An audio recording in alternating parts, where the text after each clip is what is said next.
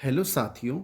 Fourth grade exam 21 सितंबर 2025 first shift में जो question आए हैं मैथ के, हम उनको सबको हल कर लेते हैं। टोटल मैथ के 15 क्वेश्चन आते हैं। पहला क्वेश्चन इस प्रकार है। ए व बी ने क्रमशः 84,000 रुपये और 80,000 रुपये का निवेश करके व्यापार शुरू किया। 4 महीने बाद बी ने 12,000 रुपये और निवेश किया। उसी समय सी 96,000 रुपये का निवेश करके व्यापार में जुड़ गया। वर्ष के अंत में ए बी सी का जो लाभ है उसका अनुपात क्या होगा। साथियों, ऐसे क्वेश्चन जो साझा के होते हैं उनमें जो लाभ का अनुपात होता है वो या तो राशि पर निर्भर करता है और समय पर निर्भर करता है।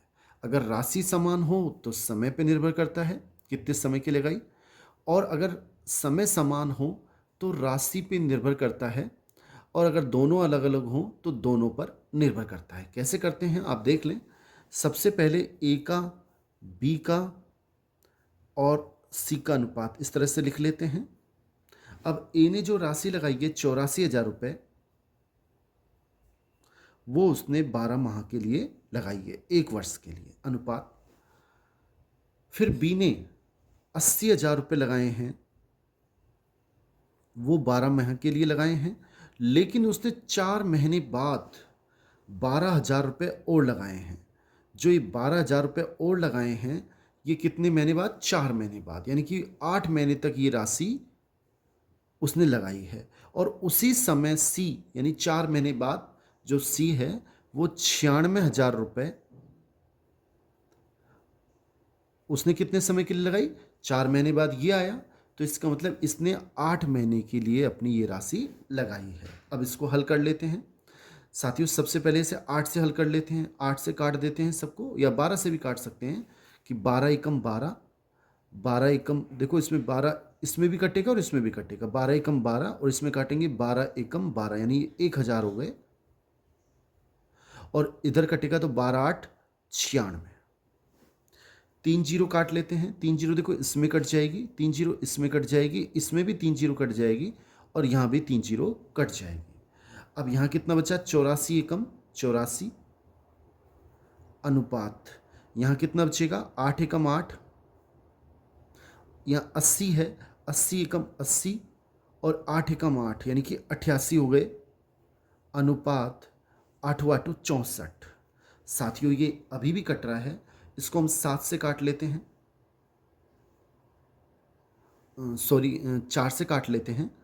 देखो 4 से काटेंगे तो यहाँ 4 दूनी 8 और 4 एकम 4, यहाँ 4 दूनी 8 और 4 दूनी 8 अनुपात 4 एकम 4 और 4 छिकी 24, यानी कि 21 अनुपात 22 अनुपात 16। डी ऑप्शन बिल्कुल सही है, ये हमारा सही आंसर है, डी ऑप्शन 21 अनुपात 22 अनुपात 16। नेक्स्ट क्वेश्चन देख लेते हैं साथियों। ये हमारा दूसरा क्वेश्चन है। मधुर ने दो वस्तु, देखो उसने दो वस्तु 450 रुपये और 150 रुपये में खरीदी। देखो ये क्रय मूल्य है और एक हमें निकालना है विक्रय मूल्य।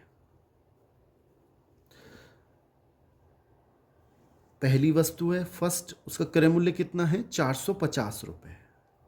सेकेंड वस्तु है, उसका क्रय मूल्य कितना है? 1,050 रुपये।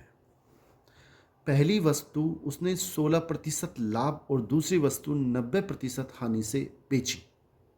देखो पहली वस्तु जो उसने 450 रुपये है, वो उसने 16% लाभ, यानी कि इसका 116% हमें निकालना पड़ेगा, यानी 116% से उसने बेची है। 100% क्रय मूल्य मानते हैं, 16 लाभ कमाया, तो ये हो गया 116% पे उसने बेची, तो इसका 116% निकाल लेते हैं।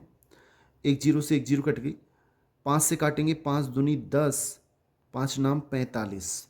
2 से काटेंगे तो यहाँ पे 2 पंजे 10 और 2 अट्ठा 16। 9 को जब 58 से गुणा करेंगे तो 9 8 72, 2 7 हासिल, 9 5 45 और 7 52, यानी 522 रुपये विक्रय मूल्य हो गया। अब दूसरी वस्तु के बारे में बात करें तो उसने 10% हानि के साथ बेची है, यानी कि 1,050। इसका 10% अगर हम 90% निकालने, कितने बेची 90% में, 2 जीरो से 2 जीरो कट जाएगी, 9 से इसको गुणा कर देते हैं, 9 5 45, यानी कि 9 और 9 एकम 9, यानी 945 रुपये में इसने इसको बेची है। अब टोटल अगर हम क्रय मूल्य की बात करें तो जीरो, इसको हम जब जोड़ेंगे तो 1500 रुपये ये क्रय मूल्य आ गया, और इसको जोड़ेंगे तो 7 6 और 14, यानी कि 1467 रुपये विक्रय मूल्य आ गया। अब क्रय मूल्य ज़्यादा है, विक्रय मूल्य कम है, तो निश्चित है हानि होगी। हानि कितने की होगी? 1500 में से हम घटाएंगे 1467 रुपये, तो यहाँ 33 बचेंगे। इन 33 रुपये की हानि हुई। अब ये कितने प्रतिशत है? हानि प्रतिशत निकालने के लिए 33 रुपये की हानि हुई। कितने क्रय मूल्य कितना है नीचे? 1500 रुपये, और इंटू 100, 2 जीरो से 2 जीरो कट गई। 33 में जब हम भाग देंगे तो 15 दूना 30, दशमलव फिर एक जीरो उतार लेंगे। देखो ऐसे 15 का भाग दे लेते हैं 33 में, 15 दूना 30, 3 बचेगा, फिर दशमलव, फिर जीरो, फिर 15 दूना 30, यानी 2.2, इतने प्रतिशत उसको हानि होगी, यानी कि डी ऑप्शन बिल्कुल सही है। नेक्स्ट क्वेश्चन देख लेते हैं साथियों। नेक्स्ट तीसरा क्वेश्चन इस प्रकार है, सुनील ने एक वस्तु खरीदी और उसे 10% लाभ के साथ अंकित को बेच दिया। देखो एक तो सुनील है, फिर ये बेच रहा है अंकित को, और अंकित ने उसे 5% लाभ पर चेतन को बेच दिया। ये चेतन है।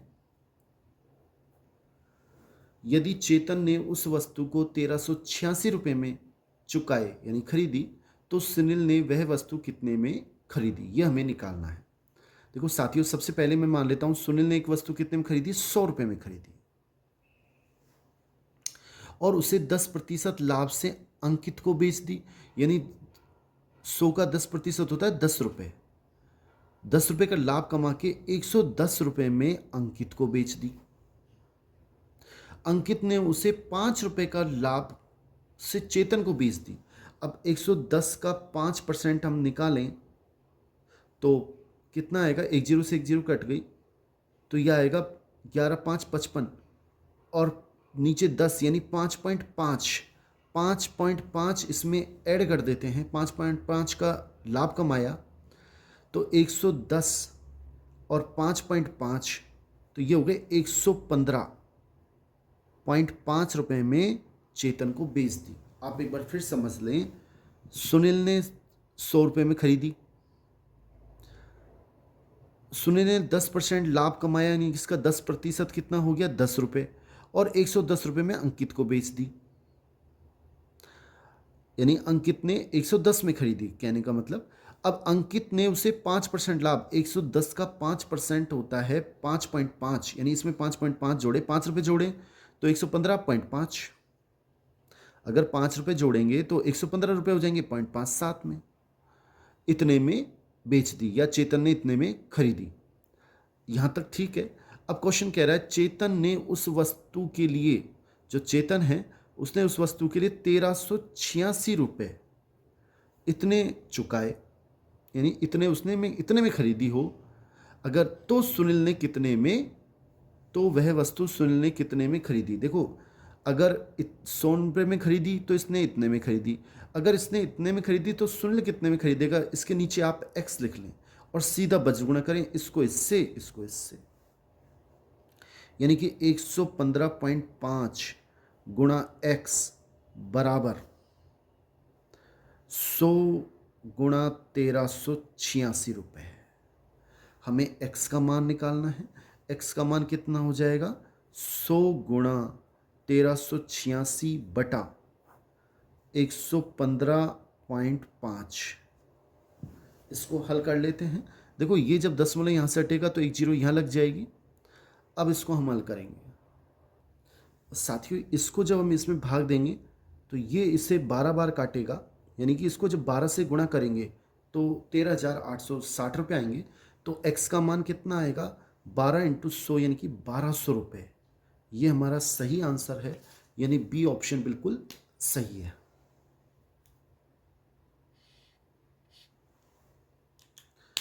साथियों अलग से इसमें इसका भाग दे के देख लें, 12 बार कट जाएगा, सबसे पहले एक बार जाएगा तो 1155, जो शेष बचेंगे तुरंत 2 का भाग जाके 12 आ जाएंगे। आसान है, कठिन नहीं है। नेक्स्ट क्वेश्चन देख लेते हैं। साथियों नेक्स्ट क्वेश्चन चौथा, तीन संख्या 2 अनुपात, तीन संख्या हैं 2/3 अनुपात 1/2 अनुपात 3/4 के अनुपात में है। देखो जो भिन्न में हो उसको सरल करने के लिए सबसे पहले आप जो हर है उनका एलसीएम निकाल लें। 3, 2 और 4 का एलसीएम निकालें। सबसे पहले 2 का भाग जाएगा, फिर दोबारा 2 का चला जाएगा, फिर इसमें 3 का जाएगा, तो 3 दूनी 6 और 6 दूनी 12, यानी 12 को हम प्रत्येक से गुणा कर देंगे। जो भी एलसीएम आता है उससे आप गुणा कर दें तो ये जो भिन्न है वो सरल हो जाएगी। प्रत्येक को मैंने 12 से गुणा कर दिया। 3 एकम 3, 3 चौक 12, 2 एकम 2, 2 छिके 12, 4 एकम 4, 4 तिया 12। अब सरल करें तो 4 दूनी 8 अनुपात 6 एकम 6 अनुपात 3 तिया 9। अगर हम संख्या माने तो फर्स्ट संख्या कितनी हो गई, 8k या 8x कुछ भी लिख सकते हैं, कॉमा। सेकंड संख्या हो गई 6x, कॉमा। थर्ड संख्या हो गई 9x। अब क्वेश्चन में हमसे कह रहा है इनमें सबसे बड़ी संख्या और सबसे छोटी संख्या का अंतर 36 है। सबसे बड़ी संख्या कौन सी है, 9x। सबसे छोटी संख्या क्या है इसमें, 6x। इनका अंतर यानी माइनस वो 36 के बराबर है। 9x में से 6x घटाएंगे तो 3x आएगा बराबर 36। x का मान 3 का जब इसमें भाग देंगे तो 12 आएगा। ये हमारे पास x का मान आ गया। तो इन तीनों में सबसे छोटी संख्या कौन सी है, सबसे छोटी संख्या कौन सी है, देखो इनमें सबसे छोटी संख्या 6x है और 6x, 6 को जब गुणा करेंगे x का मान 12 रखेंगे तो 12 6 72 सबसे छोटी संख्या है। बी ऑप्शन बिल्कुल सही है। नेक्स्ट क्वेश्चन देख लेते हैं। साथियों नेक्स्ट पांचवा क्वेश्चन ये है, किसी संख्या का 75% कोमा 75 में जोड़ने पर परिणाम वही संख्या आता है। देखो मैंने मान ली कोई संख्या x है, उस x का 75%, किसी संख्या का 75% कोमा 75 में जोड़ने पर परिणाम वही आता है, जो रिजल्ट आता है वही, यानी वही संख्या आती है, वही संख्या आती है यानी कि x आता है। तो वह संख्या क्या है, देखो इसको हम हल कर लेते हैं। x इंटू 75% कितना होता है, 75/100 plus 75 is equal to x। देखो इसको काटें तो ये 25 तिया 75, 25 चौक 100। 75 को हम यहीं रहने देते हैं और x यहाँ पर पहले से है, ये कितना हो गया 3x। 3 को x से करेंगे तो ये जो राशि है प्लस की है, इधर जाके माइनस की हो जाएगी, -3x/4। इसके नीचे कुछ नहीं है तो 1 लगा देते हैं। 4 लघुत्तम लेंगे, 4x -3x एकम 3x, तो हमारे पास बचेगा ये 75 बराबर 4x में से 3x घटाएंगे, x बचेगा, नीचे 4 बचेगा, कुछ नहीं है तो उसमें 1 लगा देते हैं, बच गुणा करेंगे, x एकम x बराबर 75 को जब 4 से गुणा करेंगे 300 आएगा, यानी कि बी ऑप्शन हमारा बिल्कुल सही है। नेक्स्ट क्वेश्चन देख लेते हैं। साथियों ये हमारा छठा क्वेश्चन है, 270 किलोमीटर की दूरी, ये हमें दूरी दे रखी है, दूरी कितनी है 270 किलोमीटर, तय करने में बस की अपेक्षा 270 किलोमीटर दूरी कार से तय करने में बस की अपेक्षा 2 घंटे का समय कम लगता है। देखो कार से अगर बस में जो समय लगता है माइनस कार में जो समय लगता है वो इन दोनों का अंतर 2 घंटे है। देखो हम भी जानते हैं बस में समय ज़्यादा लगेगा, कार में समय कम लगता है। तो जो बस में जो समय लगता है और कार में जो समय लगता है इनका अंतर कितना है? कार पहले पहुंचा देती है। कितने पहले? तो अगर इसमें 10 घंटे लगते हैं तो इसमें 8 घंटे लगते हैं। इन दोनों का अंतर 2 घंटे है। हम सूत्र जानते हैं कि समय बराबर, देखो चाल बराबर होता है दूरी बटा समय, और समय बराबर होता है दूरी बटा चाल। समय बराबर क्या होता है? दूरी बटा चाल। अब हमें चाल देखनी है, तो चाल क्या, देखो समय का इसका सूत्र हो जाएगा दूरी बटा चाल। दूरी बटा चाल किसके लिए? बस के लिए। और ये भी दूरी बटा चाल, ये बस के लिए और ये कार के लिए, बराबर 2। अब बस की चाल, यदि बस की गति कार की गति की 60% है, हमें इनकी कार की गति निकालनी है। देखो मैं मान लेता हूँ, मान लो कि जो कार की गति है वो v है, चाल है, कार की चाल वो मैंने मान ली v है। तो बस की चाल कितनी हो जाएगी? v का 60%। तो बस की चाल हो जाएगी, अगर कार की चाल v है तो बस की चाल वो हो जाएगी v का 60%। यानी 1 जीरो से 1 जीरो कट गई, 2 तिया 6 और 2 पंजे 10, यानी कि 3v/5 ये हमारी बस की चाल आ गई। अब इसको हल कर लेते हैं। देखो यहाँ पे आएगा दूरी 270 बटा, बस की चाल कितनी है? 3v, ऊपर 5 चला जाएगा, 3v/5, 5 ऊपर चला गया, माइनस, अब इसको 270 बटा चाल किसकी? कार की। कार की चाल कितनी है? v, बराबर 2। यहाँ से हमें v का मान निकालना है क्योंकि हमें कार की चाल निकालनी है। कैसे हल करेंगे? देखो दोनों में से कॉमन आ रहा है, कॉमन कितना आ रहा है? 270 ऊपर भी है, या हम 270 ऊपर भी है, या हम इसको 3 से काट लेते हैं और सरल हो जाएगा। 3 नाम 27। अब नीचे v बचा, नीचे v बचा, v लघुत्तम ले लेंगे। 9 5 45, 450 माइनस 270 बराबर 2। इसके नीचे कुछ नहीं तो 1 लगा लेते हैं। 450 में से 270 घटाएंगे तो हमारे पास 180 बचेंगे। तो 180 बटा v बराबर 2/1। ऊपर ऊपर कट जाता है, 2 एकम 2 या 90 हो जाएंगे। v एकम v बराबर 90 एकम 90, यानी कि 90 हमारा बिल्कुल सही आंसर है। डी ऑप्शन बिल्कुल सही है। नेक्स्ट क्वेश्चन साथियों, ये हमारा 7वां क्वेश्चन है।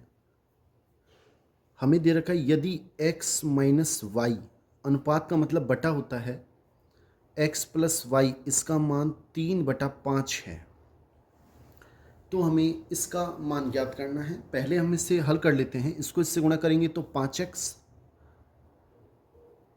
माइनस 5y,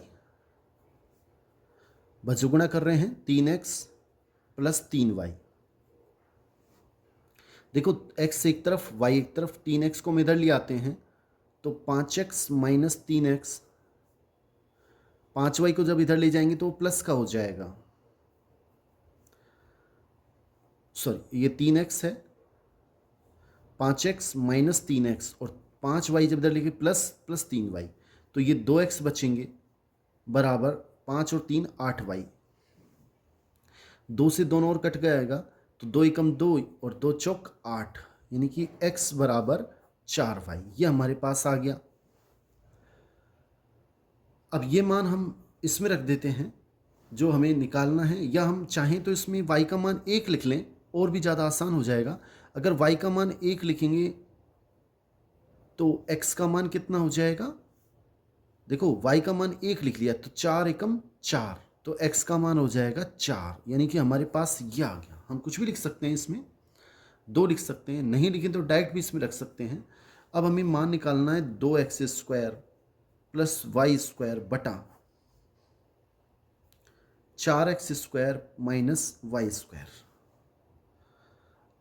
अब अगर हम इसमें रखें तो 2 इंटू, देखो x का मान 4 है, 4 का वर्ग 16 हो जाएगा, y का स्क्वायर 1 हो जाएगा। ऐसे ही नीचे 4 इंटू एक्स का मान 16, 4 के x के स्थान पे 4 और 4 का वर्ग 16 माइनस 1, 16 दूना 32 प्लस 1 33 हो जाएगा, 16 चौक 64 माइनस 1 63 हो जाएगा। 3 से कट जाएंगे, 3 से कटेंगे तो यहाँ 11 आएगा, 3 दूनी 6 और 3 एकम 3, यानी 11:21 हमारा सही आंसर है। बी ऑप्शन बिल्कुल सही है।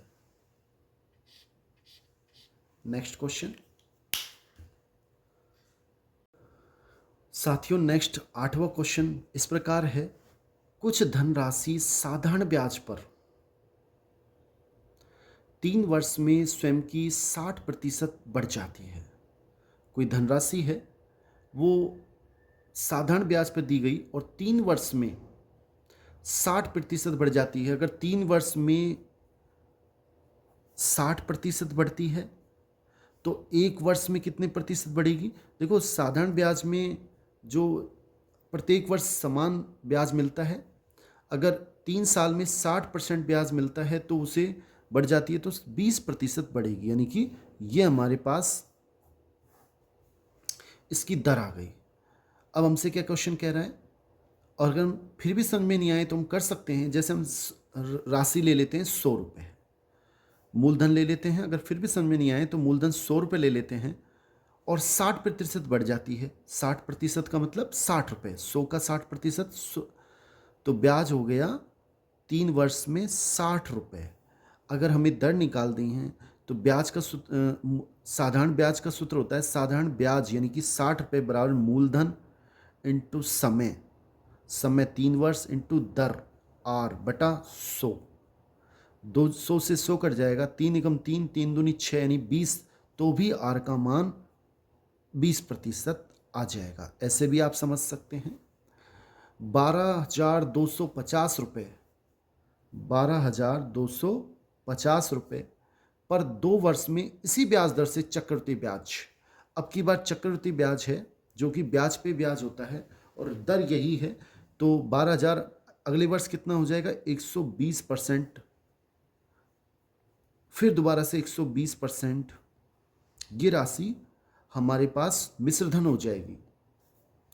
फिर आप समझ लें चक्रवृद्धि ब्याज पर ये राशि हमने दी 2 वर्ष बाद, पहले वर्ष में कितना परसेंट ब्याज लगता है 20%, तो 120/100, दूसरे वर्ष में भी 120/100। इसको जब हम हल करते हैं तो देखो 2 जीरो से 2 जीरो कट जाएगी, 2 जीरो ये वाली और 2 जीरो ऊपर,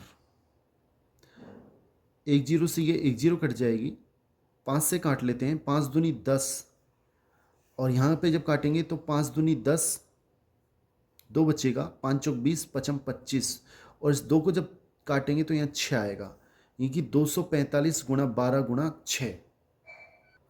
तो साथियों इसको जब सरल करेंगे तो 17,640 रुपये आएंगे। ये हमारे पास मिश्र धन आया है। हमें पूछ रहा है वो कि वह राशि क्या है, सॉरी चक्रवृद्धि ब्याज क्या है। तो ये हमारे पास मिश्र धन है। अगर इस मिश्र धन में से हम मूलधन घटा दें 12,250 रुपये तो हमारे पास ब्याज की राशि आ जाएगी, वो कितना आएगा 5390 रुपये, 5390 रुपये। इसका मतलब ए ऑप्शन बिल्कुल सही है। नेक्स्ट क्वेश्चन साथियों, नेक्स्ट क्वेश्चन 9वां है, 60,000 रुपये की राशि पहले वर्ष के लिए 4% की दर से 60,000 रुपये, पहले वर्ष के लिए 4% यानी कि 104% हो गया उसका, और दूसरे वर्ष में 5% यानी 105% हो गया की दर से चक्रवृद्धि ब्याज पर उधार ली गई। 2 वर्ष के अंत में चक्रवृद्धि ब्याज क्या है, ब्याज निकालना है। देखो पहले इसको हल कर लेते हैं। जो 60,000 रुपये है वो कितने हो जाएंगे टोटल, ये हमारे पास मिश्र धन आएगा, फिर उसमें से हम 60,000 घटाएंगे तो हमारे पास चक्रवृद्धि ब्याज आ जाएगा। देखो 2 जीरो से ये 2 जीरो कट जाएगी, 2 जीरो से ये 2 जीरो कट जाएगी। अब हमको 6 गुणा 104 गुणा 105 करना होगा, कर सकते हैं। देखो 104 तो एज इट इज, या फिर हम इसको गुणा करेंगे इससे, तो 6 कम 6, 6 चुक 24 गुणा 105, और 105 को जब 624 से गुणा करेंगे तो साथियों हमें 65,520 रुपये प्राप्त होंगे। आप गुणा करके देख सकते हैं। हमसे चक्रवृद्धि ब्याज पूछ रहा है तो इसमें से हम 60,000 रुपये और घटा देते हैं तो 5520 रुपये हमारा सही आंसर है, यानी डी ऑप्शन बिल्कुल सही है। नेक्स्ट क्वेश्चन देख लेते हैं साथियों। 10वां क्वेश्चन इस प्रकार है, एक व्यक्ति ने 25,000 रुपये की राशि 2 भागों में साधारण ब्याज पर ऋण पर दी। एक भाग 8% और दूसरा भाग 10% वार्षिक पर। देखो मैंने मान लिया कि 8% पे उसने x रुपये दिए, तो जो बाकी राशि बची 25,000 माइनस एक्स वो उसने 10% पे दिया, और टोटल जो 25,000 रुपये है वो उसकी प्रभावी दर हमें दे रखी है, टोटल दर 8.7% रही। तो 10% पर उसने कितनी राशि ऋण उस समय दी, ये हमें निकालना है।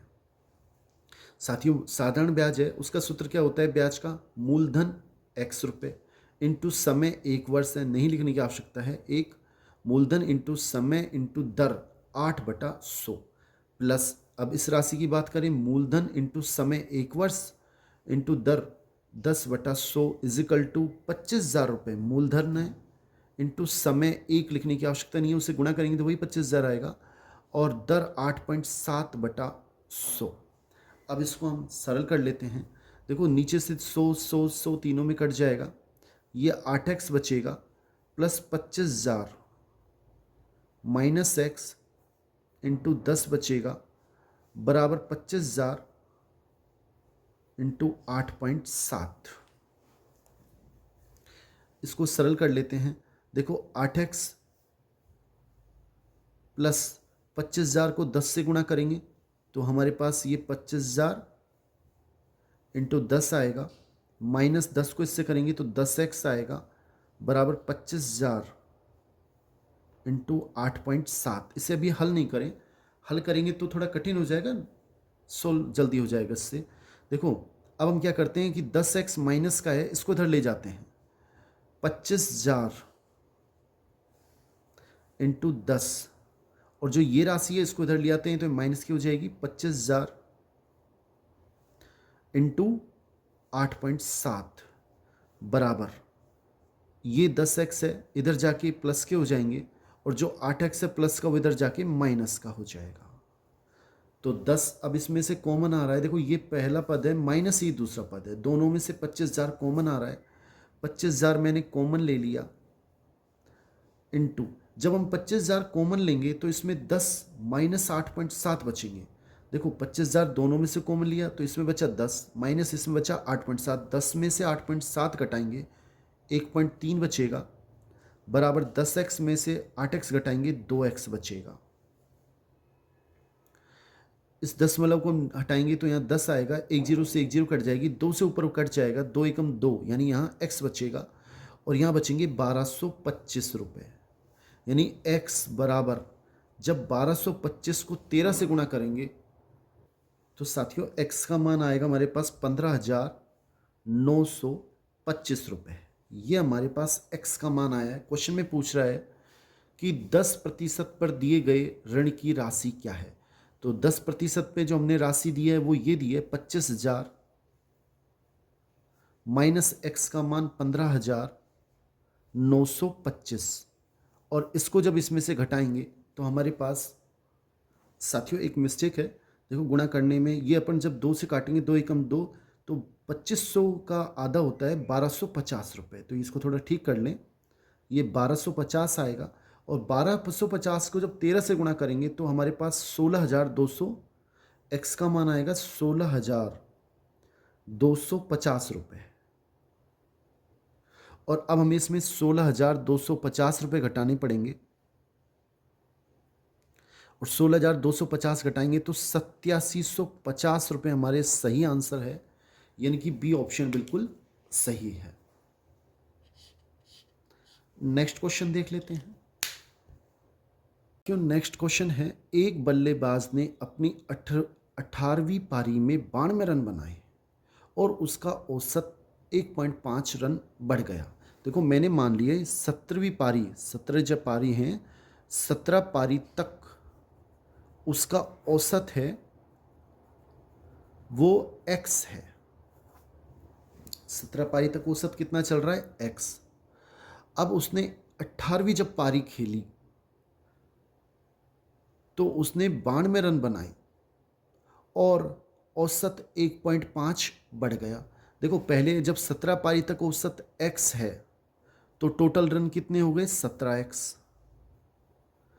17 पारी तक रन कितने हो गए टोटल, 17 इंटू एक्स, पारी इंटू औसत, प्लस 92 रन उसने और बना लिए। जब 92 रन उसने और बनाए 18वीं पारी में तो अब पारी हो गई 18 और औसत कितना हो गया, x प्लस 1.5। साथ ही उसको सरल करें तो 17x प्लस 92, 18 को x से गुणा करेंगे तो 18x, और 18 को जब 1.5 से गुणा करेंगे, 1.5 को मैं 3/2 भी लिख सकता हूँ, तो यहाँ 27 आ जाएगा। अब एक काम करते हैं, 92 तो एज इट इज़, 27 को उधर लेके आएंगे माइनस का हो जाएगा, 18x एज इट इज़, और 17x को जब इधर लेके जाएंगे तो ये माइनस का हो जाएगा। 18x में से 17x घटाएंगे तो x बचेगा, और 92 में से 27 घटाएंगे 65 बचेगा। यानी कि 17 पारी तक औसत था 65। हमसे पूछ रहा है 18वीं पारी के बाद औसत कितना हो जाएगा, 1.5 और जुड़ जाएगा, तो 65 प्लस 1.5 ये हो जाएंगे हमारे पास 66.5 18वीं पारी में औसत हो जाएगा, यानी बी ऑप्शन बिल्कुल सही है। और क्वेश्चन में अगर हमसे पूछता कि 17वीं पारी तक औसत कितना है, तो 17वीं पारी तक औसत ऑप्शन ए होता 65, बिल्कुल सही आंसर है। नेक्स्ट क्वेश्चन देख लेते हैं साथियों। नेक्स्ट क्वेश्चन है 12वां, दो संख्याओं 2:3 के अनुपात में है। देखो दो संख्या क्या हो गई, पहली संख्या तो हो गई 2x और दूसरी संख्या हो गई 3x। इनका एलसीएम, अगर इनका एलसीएम निकालें तो 2x और 3x का, 2 का 3 का होता है 6x। पहले संख्या का देखें तो 2 और 3 का एलसीएम होता है 6, और x इसमें जो बहुपद होता है उसमें क्या करते हैं, जो अधिक घात होती है उसको लिखते हैं, इसमें भी घात 1 है, इसमें भी घात 1 है, तो x, यानी का इनका एलसीएम आ गया 6x, और वो हमें दे रखा है 216 के बराबर। तो x का मान निकाल लें, 216 में हम भाग दे देते हैं 6 का, तो 6 दूनी 12, 6 तिया 18, 216 में जब भाग देंगे 6 का, 6 तिया 18, 3 बचेंगे, 6 उतार लेंगे, 6 6 36, 36 बार जाएगा। ये हमारे पास x का मान आया है। इन दोनों संख्याओं का योग क्या होगा, देखो दोनों संख्याओं को जोड़ें तो 5x इनका योग होगा, 5 इंटू एक्स का मान 36 हमने निकाला है, 5 छंगे 30, 3 5 तिया 15 और 3 18, यानी 180 हमारा बिल्कुल सही आंसर है, बी ऑप्शन बिल्कुल सही है। नेक्स्ट क्वेश्चन देख लेते हैं साथियों। ये अपना 13वां क्वेश्चन है। एक पाई चार्ट हमें दे रखा है और इसमें 6 स्कूल दे रखे हैं, ABCDEF, और इसमें ये जो हैं ये परसेंट है, ये पुरुषों की संख्या को व्यक्त करता है।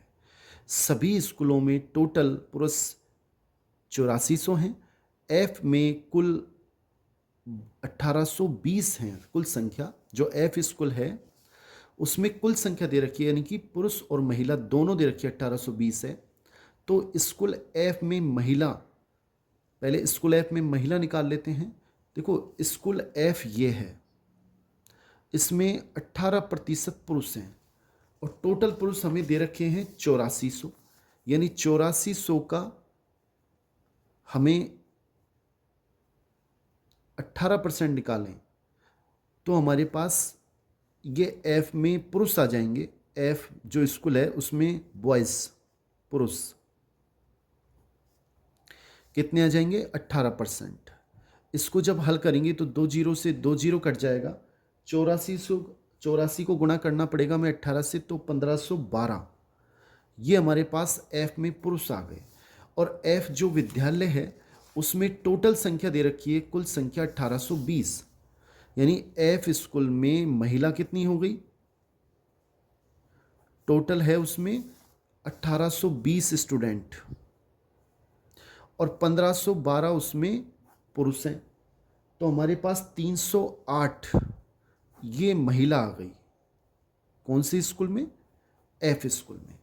अब क्वेश्चन हमसे आगे कह रहा है स्कूल बी के कुल पुरुष संकाय से, स्कूल बी ये है, स्कूल बी में पुरुष देख लेते हैं। बी में पुरुष कितने हैं? 8400 का जो टोटल है उसका 20%। 2 जीरो से 2 जीरो कट जाएगी। इसको जब हल करेंगे तो हमारे पास आएंगे 1 जीरो तो एज इट इज, 2 चौक 8, 1680। 1680 बी में पुरुष हैं, बी स्कूल में पुरुष हैं। क्वेश्चन हमसे पूछ रहा है स्कूल बी के कुल पुरुष संकाय से कितना प्रतिशत कम है। देखो कितना कम है, 1600, ये हमसे पूछ रहा है कितना कम है, 308। 1680 का कितना कम है, तो अगर 1680 में से 308 घटाएंगे तो 1372 कम है। अब इसे प्रतिशत में निकालना है, कितना प्रतिशत कम है बी से, तो 1372 कम है 1680 से, इंटू 100। और इसको जब आप सरल करोगे तो इसमें आएंगे 81.66%। 1 जीरो से 1 जीरो, आप इसे हल करेंगे, इसमें भाग देंगे तो 81.66 आएंगे, यानी कि हमारा सी ऑप्शन बिल्कुल सही है। नेक्स्ट क्वेश्चन देख लेते हैं साथियों। नेक्स्ट क्वेश्चन 14वां, ए व बी मिलकर किसी काम को 120 दिन में कर सकते हैं। देखो ये ए प्लस बी लिखा मैंने, और ये इनका कितने दिन में कर सकते हैं, यहाँ पे हम क्षमता लिखेंगे, इनकी कार्य क्षमता कितनी है। ए और बी मिलकर किसी काम को 120 दिन में करते हैं, बी और सी उसी काम को 90 दिन में करते हैं, ए और सी मिलकर उसी काम को 72 दिन में करते हैं। तो ए बी सी अगर तीनों को मिला दिया जाए तो वो उस काम को कितने दिन में कर सकते हैं। देखो ऐसे क्वेश्चनों को लिए हमें पहले इनका एलसीएम निकालना पड़ता है। 120, 90 और 72, अगर इन तीनों का हम एलसीएम निकालें 120, 90 और 72 का, तो सबसे पहले इसमें 9 का भाग 3 का भाग दे लेते हैं। 3 चौक 12, 0, 3 तिया 9, 30 और 3 दूनी 6 और 3 चौक 12, 24 बार चला जाए।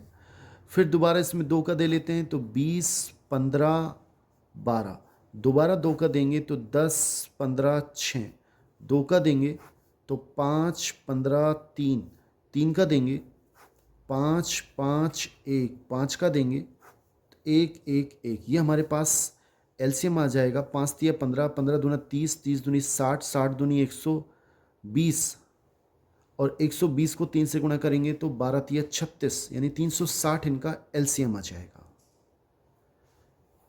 अब जब 120 का जब इसमें भाग देंगे तो हमारे पास इसकी क्षमता आ जाएगी 3। 9 का इसमें भाग देंगे तो 90 का जब इसमें देंगे 9 चौक 36, 4 और 72 का जब इसमें भाग देंगे तो 5 बार जाएगा। ये ए प्लस सी की क्षमता आ गई।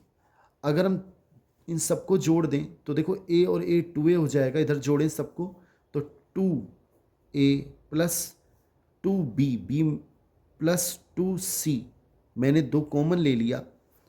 फिर समझ लें ए और ए को जोड़ेंगे 2a, 2b, 2c, इनकी क्षमता कितनी आएगी, इनकी क्षमता पहले निकाल लेते हैं।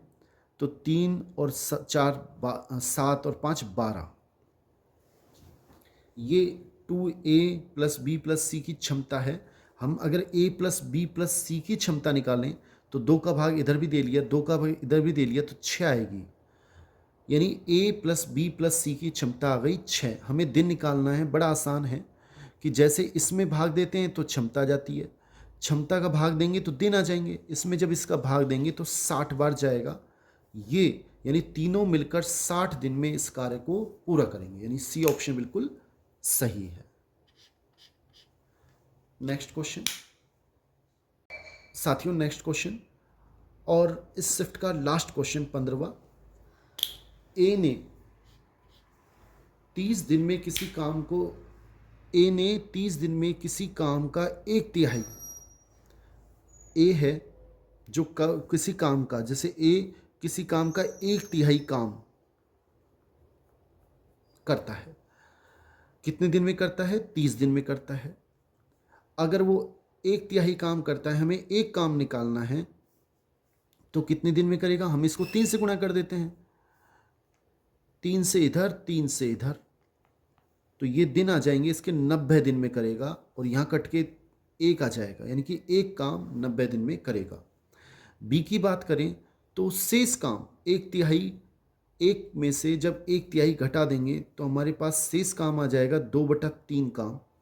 2/3 काम वो 40 दिन में करता है। तो हम इसका एक काम चाहते हैं तो इसको क्या करेंगे? उल्टा गुणा कर देंगे, 3/2 से, 3 ऊपर 2 नीचे, ऐसे ही 3/2 से यहाँ गुणा करना पड़ेगा। तो बी 2 एकम 2, 2 एकम 2, 3 एकम 3, एक काम को 20 बार कटेगा, 60 दिन में करता है। यानी कि ए एक काम को 90 दिन में करता है, बी उस काम को 60 दिन में करता है। हमें क्षमता निकालनी है, ये दिन है, ये क्षमता निकालेंगे, इनका दोनों का एलसीएम लेंगे। दोनों का जब एलसीएम लेंगे 90 का और 60 का, तो कितना आएगा? देखो, सबसे पहले एलसीएम निकालना पड़ता है, 90 और 60, 10 9 6, फिर 2 का 9 3, फिर 3 का 3 1, फिर 3 का 1 1, 3 3 9, 9 दूनी 18, 18 को 10 से गुणा करेंगे तो 180 इनका एलसीएम आएगा। इसमें भाग देंगे तो 9 दूनी 18, इन 2 बार जाएगा, इसमें भाग देंगे तो 3 बार जाएगा। अब क्वेश्चन पूछ रहा है, तो यदि वे मिलकर इस काम को करें, दोनों ए प्लस बी, इन दोनों को जोड़ लें, ए प्लस बी, तो इनकी क्षमता आ जाएगी 5। कितने दिन में काम करेंगे? देखो, 5 का भाग वही अभी आपको क्वेश्चन नंबर 14 बताया था, 5 का भाग इसमें दे लें तो हमारे पास दिन आ जाएंगे। क्षमता निकालनी हो तो दिन का भाग दें, और दिन निकालने तो क्षमता का भाग दें। 5 तिया 15, कितने बचेंगे? 180 में भाग दे लें आप, 5 का देना है, 5 तिया 15, 3 बचे 0, 5 छंगा 30, 36, यानी 36 दिन में वो अपना इस काम को पूरा करेंगे। सी ऑप्शन बिल्कुल सही है। बहुत बहुत धन्यवाद साथियों। अगर ये वीडियो अच्छा लगे तो इसे लाइक ज़रूर करें। थैंक्स।